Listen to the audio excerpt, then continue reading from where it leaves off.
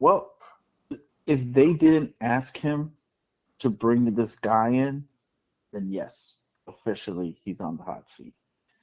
If it was, well, quick backstory about the Lakers' new ownership.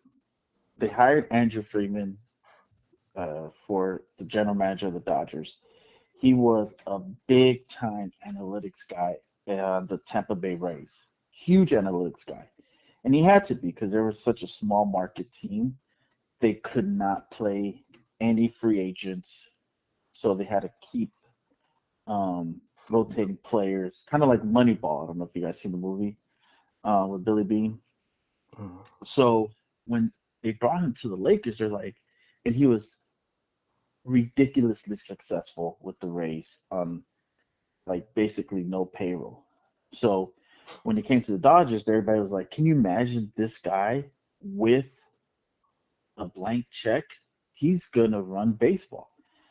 Sure enough, that's what he's doing with the Dodgers. Now, with that said, we all know the way you run a baseball team is completely different from the Laker team. You cannot give a player like Luka Doncic 300 mil and say we're going to pay you 5 mil every year and pay you for 30 years just so we have cap space, right? That's what they did with uh,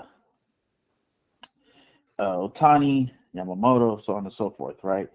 So I just hope that Mark Walters not trying to run the Lakers like he's been um, kind of running the Dodgers. You know, this guy's, because like they say with basketball, you do need to have some analytics. But you also need to have some basketball knowledge, right?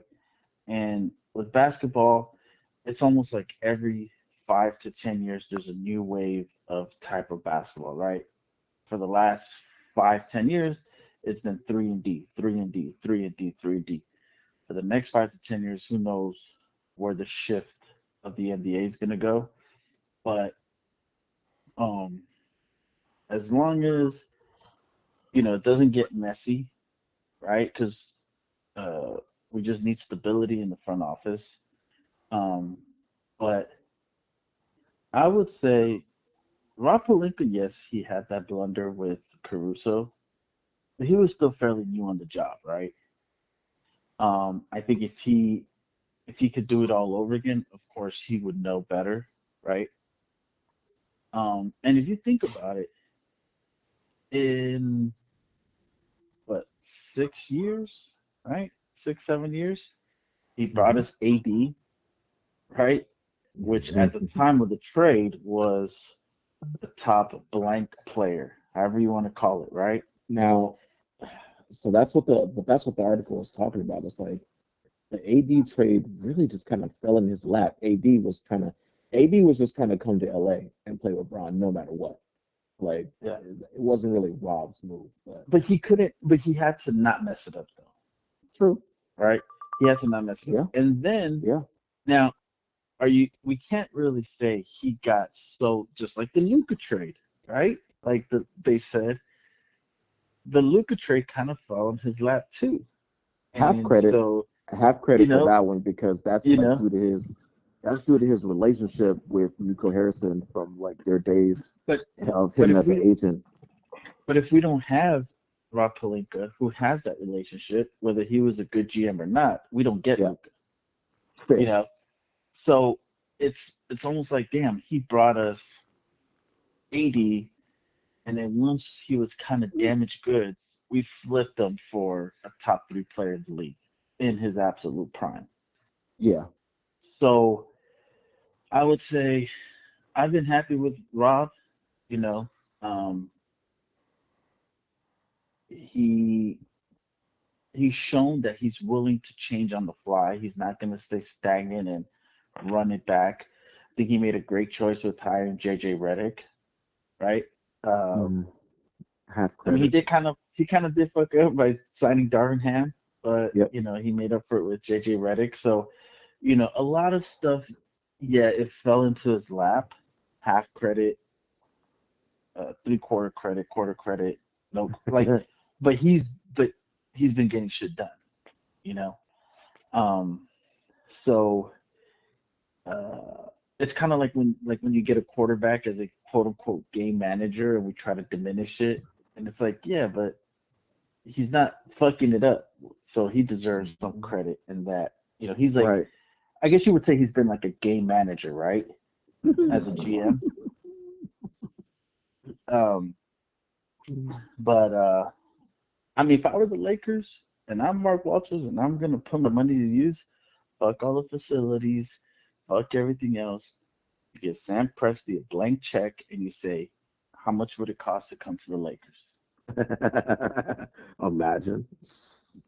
Right? I mean, that Oh would be man. basically be what the Dodgers did with what's that guy? What, I just mentioned his name. Andrew Friedman. Andrew Friedman.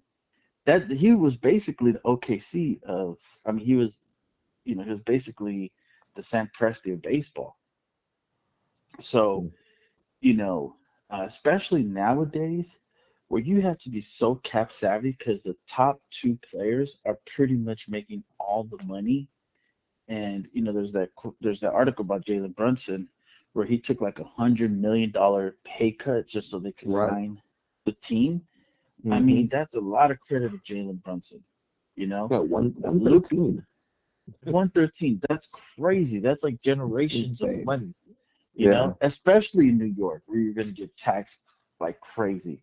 Yeah. You know, so um, we definitely need a cat savvy guy and yeah, man. If I'm the Lakers, I'm saying, hey, Sam Presti, what is it gonna take, brother? Come on over. Um, I mean, right? Well, I think it's like remember Theo Epstein, right? He made the There Red you go, Sox the Epstein. champion, and the Cubs said, "Well, we've seen what you've done for others." He went made the Cubs. He took two franchises that hadn't won in 100 years and made them Hmm. champions. Yeah, And then there was yeah. another Yeah. one. There was did you mention it already, Galvis? Where Billy somebody, Bean, huh? Billy Bean with the A's. No, I'm just saying like somebody who already had like took one team to the top and then he got signed to his next. I guess Andrew Friedman, Tampa Bay. You say it was Tampa Bay? I don't think Yeah. they haven't won. Well, they won the World Series though. They did with him with Friedman, Yes, they did. right? And the Hmm. Dodgers said, okay, well, Wow. so yeah, so there's a Yeah. precedent.